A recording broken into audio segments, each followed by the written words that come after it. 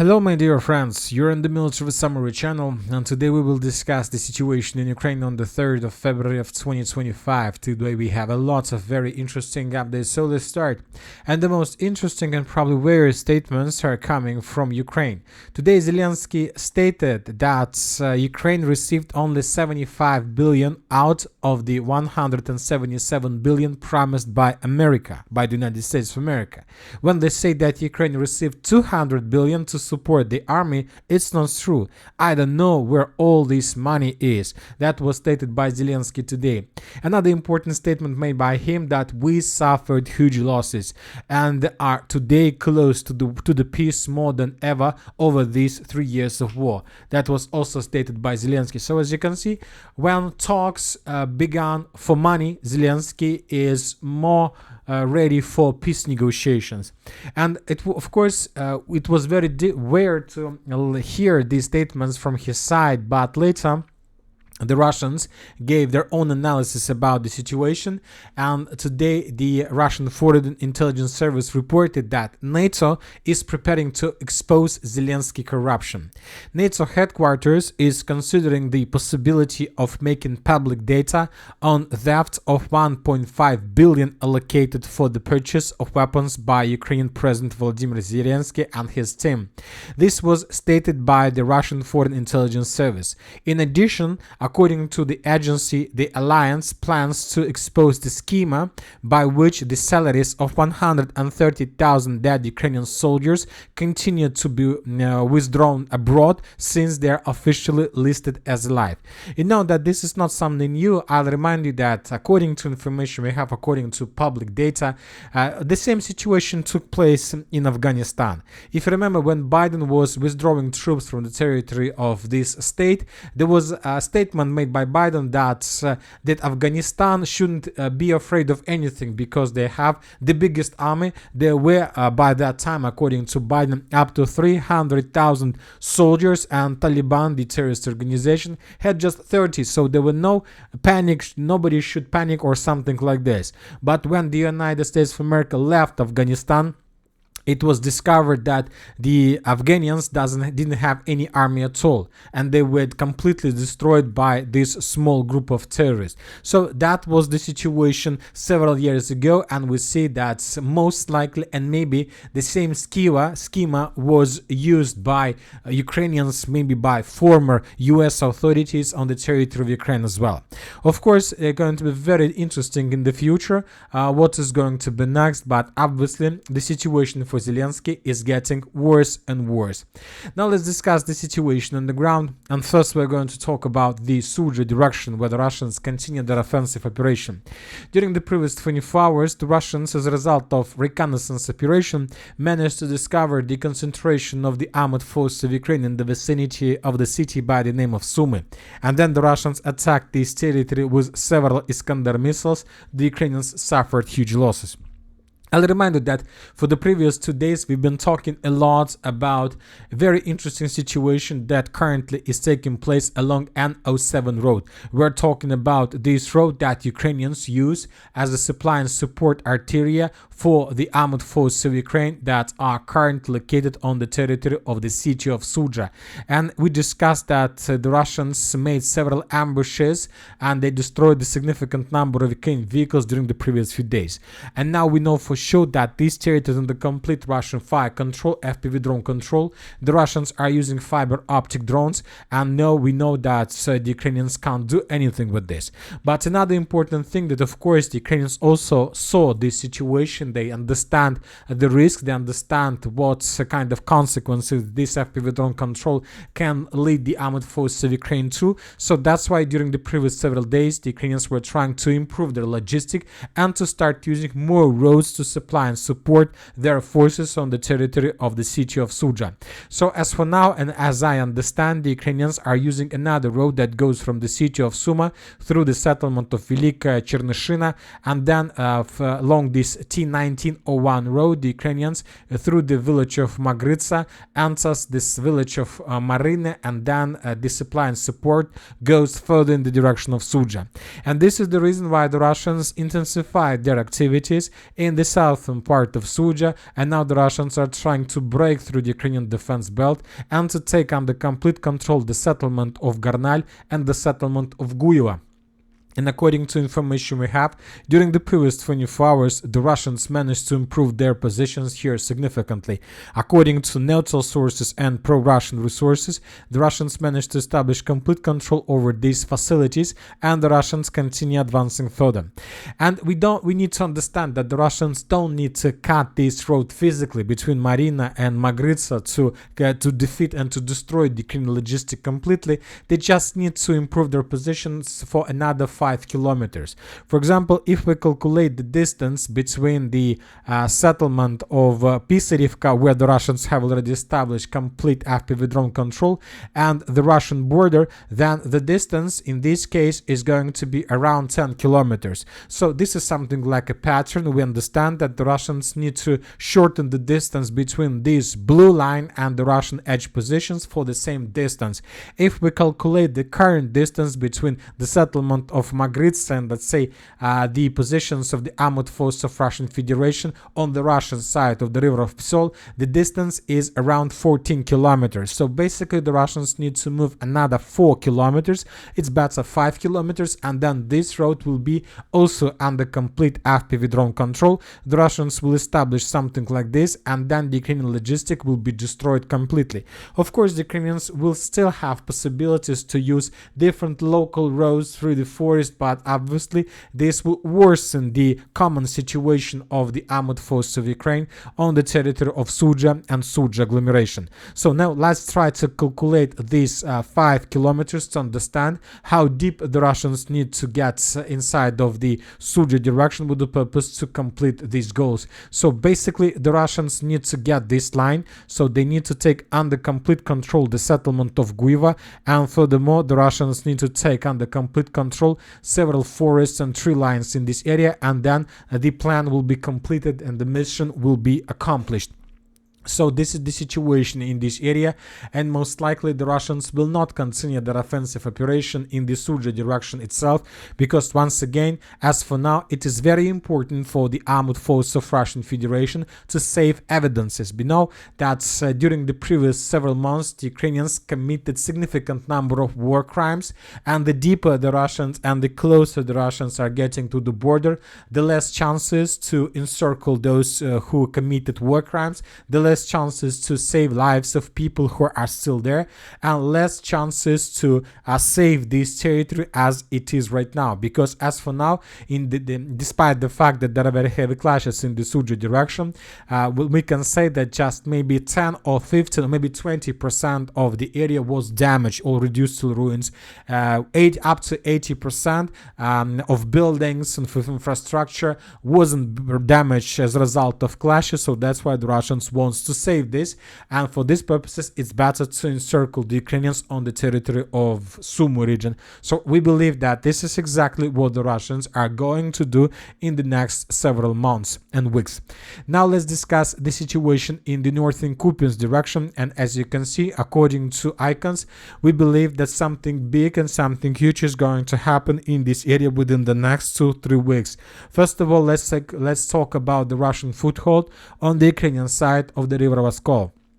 According to different mappers, the Russians during the previous 24 hours managed to improve their positions in the vicinity of the settlement of Zapadne, and to improve their positions along the river Oskol, and to get as close as possible to the settlement of Golubovka, which is already part of Kupyansk agglomeration.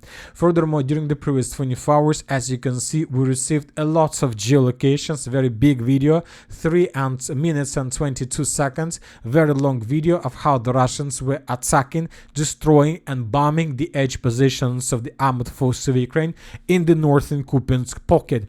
You know that we haven't been receiving anything from this area for a very long period of time, which means that most likely the Russians were collecting additional data, additional information. They were preparing some plan before beginning of their offensive operation in the direction of the river Oskol from the eastern direction.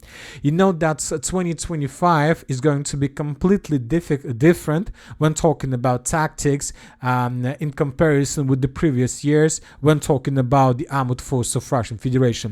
This year we are going to see completely different Russian army, completely different approach when Russians carry out this or that offensive operation. And the main difference is will happen based on new technologies that the Russians began using. First of all, we are talking about fiber optic drones. This is new technology and this is obviously a game changer. The Ukrainians, since the beginning of the special military operation, or more precisely since the beginning of this technology being used actively along the line of combat contact, still haven't implemented, still haven't introduced the same analog or the same technology from their side. And now we see that there is a very huge gap between the Russians and the Ukrainians, between the Russian military technologies and the Ukrainian military technologies. Now it doesn't matter how many drones you have, the most important and what is matter, how many drones you have, those that use fiber optic technology. These drones allows to establish encirclement without having soldiers or troopers on the ground, and something like this we can see right now in the Sudzha direction. The Russians don't have forces neither in the area of P'yatykhatky or Magritsa, but with the use of fiber optic drones the Russians establish complete control over this territory, and I believe that the Russians are going to use this technology almost everywhere along the line of combat contact, and this will change the game completely. And the Ukrainians currently don't have technologies, and the most important, the Ukrainians don't have time to prepare something anti-fiber optic drones or to create a production line to create their own drones of this type. So let's wait and see what is going to be next, but obviously 2025 is going to be completely different in comparison with 2024 and of course in comparison with 2022. Now let's discuss the situation in the south in Kupyansk direction, where the Russians continue their offensive operation, and according to information we have, during the previous 24 hours the Russians managed to improve their positions significantly on the line between the settlement of Ivanovka and the settlement of Kolodisi. These are the changes on the map between two dates. The Russians managed to take under control one company stronghold, and we have geolocation that confirm this information. The Russians, according to this, managed to shorten the distance, and currently the distance between possible Russian edge positions and the first buildings on the territory of the village of Kolodisi is already less than 600 meters, which is already nothing, which means that maybe this upcoming night between the 3rd and the 4th of February, the Russians will begin offensive operation on the territory of the settlement, and maybe tomorrow the Ukrainians would be forced to fall back further in the southwestern direction. Now let's discuss the situation in the Seversk direction. During the previous 24 hours we got a lot of videos of how the Russians were bombing and attacking, and the most important thing I would like to point your attention that the Russians began using FPV drone, fiber optic FPV drone in this direction as well. In this video we can see how the Russians managed to answer the city of Seversk itself, which was completely impossible a half a year ago when the Russians didn't have this technology, and to destroy some vehicle that belonged to some soldier of the armed force of Ukraine. The things that we can see right now in front of our screen was something like a magic or fairy tale maybe 3 or 4 months ago. It was impossible to see the picture like this. Now the Russians are using massive fiber optic drones, and this will intensify the breaking moment. Ukrainians, and the gap between the Ukrainians and the Russians will just increase. Furthermore, the Russians during the previous 20 hours continue bombing and attacking the city of Seversk itself, preparing the foothold before the beginning of the major offensive operation. As for the city of Chasiv Yar, during the previous 24 hours we haven't received anything that allow us to change the map in Russian or in Ukrainian favor. As for the Toretsk agglomeration, during the previous 24 hours we got additional video of how the Russians were attacking the Ukrainians along the line of combat contact, several explosions, several FABs, and that's it, just regular military activity. I'll remind you that the last Russian task or the last Russian operation was to cut the salient, this pocket between the Zabalka micro district and the river of Kryvyi Torets. Most likely the Russians managed to finish this task. Maybe there are still clearing operation, maybe there are still pockets of resistance from the Ukrainian side, but as for now, no more activities further deep inside of the territory controlled by the armed forces of Ukraine. Now let's move further and let's discuss the situation in the Konstantinovka direction. According to information we have, the Russians during the previous 24 hours managed to take under control several tree lines in the fortifications, and basically the village of Vadiana Druge was captured by the Russians. This is very important operation because along N32 road the Russians are going to advance in the northeastern direction with the purpose to cut the Ukrainians in this pocket. We've been talking a lot about this operation. As for now, we are just waiting when the Russians are going to enter their active or final phase of this offensive operation. As for the Pokrovsk direction, during the previous 24 hours, as you can see, we haven't received anything special, just regular activities. And the most important, that the Russians stop advancing in the northern air direction. The last report from this area that allowed us to change the map probably took place somewhere like 5 or 6 days ago, which means that the Russians either decided to stop and to regroup and to wait when the Russians can improve their positions on the southwestern flank, or the Ukrainians managed to stabilize the situation. As for now, we don't have enough of information to make conclusions. Now let's discuss the Dnipro direction. As you can see, according to icons and according to flanks, the Russians are moving using two roads of attack, the northern one and the southern one. And during the previous 24 hours, the Russians managed to improve their positions along both roads of attacks. According to information we have, the settlement of Nadezhdenka was completely captured by the Russians based on the geolocation that was provided by the Ukrainian side. The Ukrainians shown the video how they were bombing and attacking the H positions of their armed forces of Russian Federation in this building. Based on this video, we have adjusted the map. Furthermore, in the southern direction, we have more videos of how the Ukrainians were attacking the former Ukrainian positions that were captured by the Russians during the Russian offensive operation. In the southern direction, according to neutral mappers, according to pro-Ukrainian mappers, and according to pro-Russian resources, the armed forces of Russian Federation managed to establish complete control over the settlement of Sribne. Currently, there are very heavy clashes for the settlement of Zaporizhzhia, and the clashes has begun. Maybe tomorrow the map will be adjusted once again in Russian favor, and the battle will start for the settlements like Preobrazhenka, Troitska, and Bogdanovka. As for the Andreevka fortified area direction, during the previous 24 hours, the most important update is coming from the most eastern part of the settlement. In this video that was published by the 46th Air Mobile Brigade, we can see how the Ukrainians were attacking the Russian units in this part of the settlement. Based on this video, we have adjusted the map. We have colored some territories that were used to be considered as a gray zone or contested area, and some positions in the most eastern part that belonged to the armed forces of Ukraine. So we believe that now the Russians have very strong positions on the territory of the settlement, and now they will have no problems to advance further in the western direction and to force the Ukrainians to fall back. Let's say the final part, or the most important part for the battle for Andreevka, has begun. Also, according to information we have, the Russians are about to finish the battle for the settlement of Dachne. As for the end of the 3rd of February, the Russians established control for over more than 50% of the settlement. The Ukrainians control just the eastern outskirts, and they're trying to stay as close as possible to the evacuation roads. And when time comes, the Ukrainians just want to be sure that they will have enough of forces, enough of time to cross this N15 road and to enter the company stronghold to the west of Dachne. This is something like a temporary checkpoint with the purpose to move further in the western direction.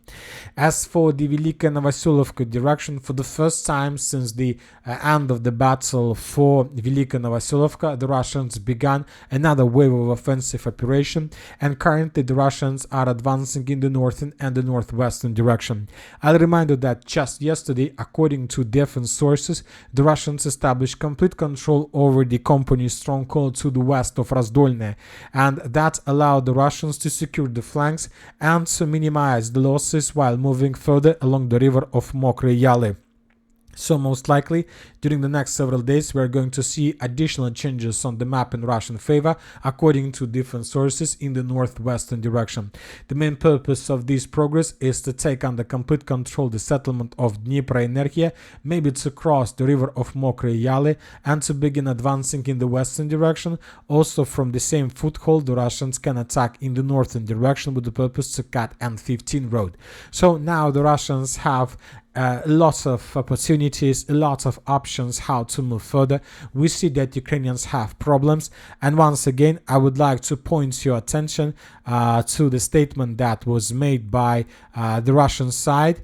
And the Russian intelligence service reported that in addition, according to the agency, the alliance plans to expose the scheme by which the salaries of 130,000 dead Ukrainian soldiers continue to be withdrawn abroad since they are officially listed as alive. So this is the schema. According to information, according to Ukrainian official papers, they have, let's say, 1 million army, or maybe 600,000 army, that was stated by Zelensky. But according to this information, the Ukrainians don't have this number. They have much less, and maybe even more than 130,000 dead Ukrainian soldiers continue to be withdrawn abroad. The salaries of these people much more, because we see that situation along the line of combat contact is terrible, and we see that Zelensky doesn't want to adopt the lowering of mobilization age law because he understands that most likely this will not help him. And that's it for today. Military Summary channel reminds we condemn any violence in the world. Thank you for watching. Subscribe to my channel, put your likes, join my Patreon, and have a good day. Bye bye.